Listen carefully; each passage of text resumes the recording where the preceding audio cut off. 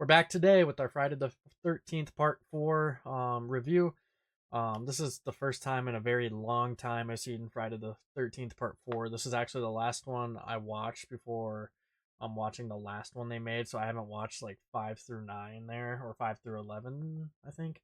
I think there's 12 films, but for me, this is a pretty interesting movie to watch. I actually quite enjoy this movie a lot.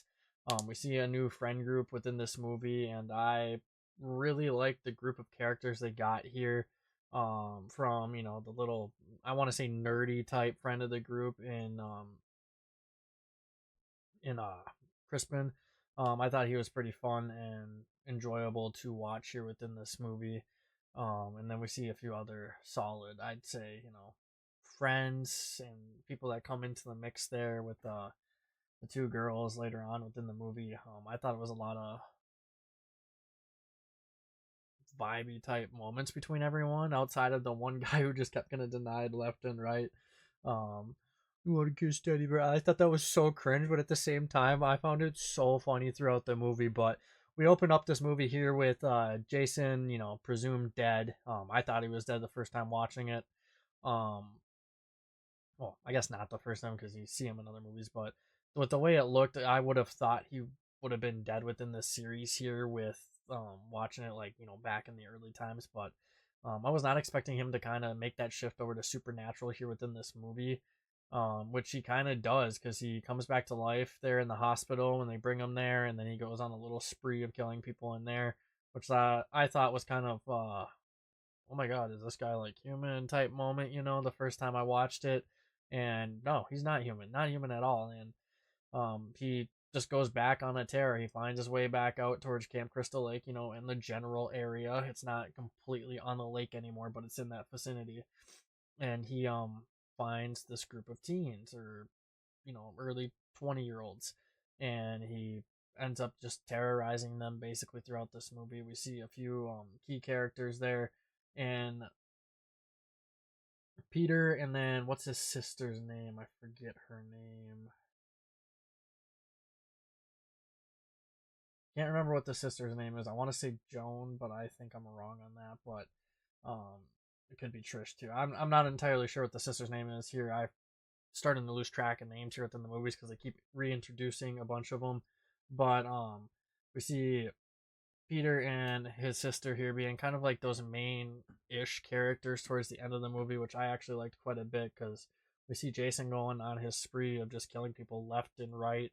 We saw quite a few different ways of kills, like when he went inside, ended up killing someone with the wine bottle opener. My nerdy guy that I really was sad that ended up being one of the first ones, but um, he ended up taking him out. But then, like, not even like 2 minutes later, he's outside standing on a window ledge, like pulling someone out through the window. I thought that was a little like mind blowing because it's like you just got all the way out here and we haven't seen him do something like that. So they kind of took a step in a different direction, which I honestly liked quite a bit because like it gave you a different type of kill, but it would also just look wrong. I don't know. It just looked different, and I didn't know how to really feel about it outside of kind of just like giggle a little bit because like I thought it was just funny, and so I got a good laugh out of it when that happened. And then we just see him, do his normal thing. He's picking off people left and right. Um, you got the shower scene of taking out the one guy and then taking out his girl like literally 2 or 3 minutes after that. Um, and it was just kind of interesting and fun for me to watch, I guess. I quite enjoyed it. And then we come towards the end of the movie here where we see Peter and his sister basically taking Jason head on. Peter gets locked up in his room, and if you guys didn't notice, his room I loved because you have all the masks, you have all these different props. It was really cool seeing like a horror fanatic within the movie because like I love horror movies, and seeing that within the movie to me was quite cool, and I really enjoyed that. So seeing his room was awesome, and then seeing them ended up trapped in there, having to fight for their lives. They end up escaping Jason a little bit after knocking him back, but then Jason obviously comes back to get him, and then we see Peter just go on a spree there at the end of just hitting him left and right with the machete, which I respected. He was making sure he was down for the count, and he just kept going and going and going and going. And that, honestly, that is one of my favorite scenes in the whole series so far. Like I really loved that scene there.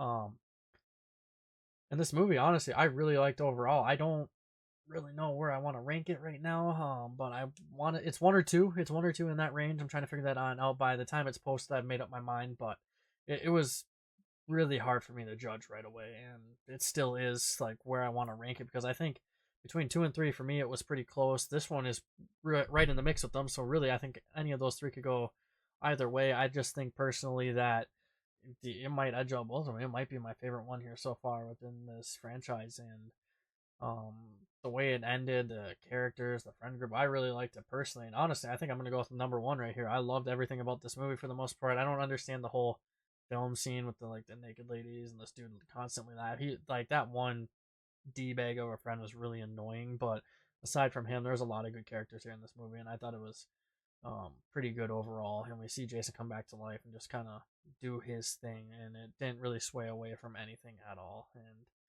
yeah, so if you guys are enjoying the content, make sure to leave a comment of, your favorite horror movies. I'm going to try to watch as many as I can here, guys. We're going franchise to franchise to franchise to start, but then we'll start branching out off into individual movies. Every six um, movie or reviews I do, I'm going to take a break that seventh day and just kind of show you what kind of movies I got there. But if you guys want to, be ever so grateful and purchase anything off my Amazon wish list, that'd be greatly appreciated because any movie I can get, I will watch and I will review for you guys. Don't you worry. I'm going to make sure to do that. That would actually be one of my top priorities over the franchises at that point. So I would probably take a week break at that point and knock out some movies that people sent my way. And then go back to the franchises, obviously. But yeah, we're gonna sign on off now. For now, guys, check us out on TikTok, YouTube, Sinister Horror Time. You guys are great. We'll see you later.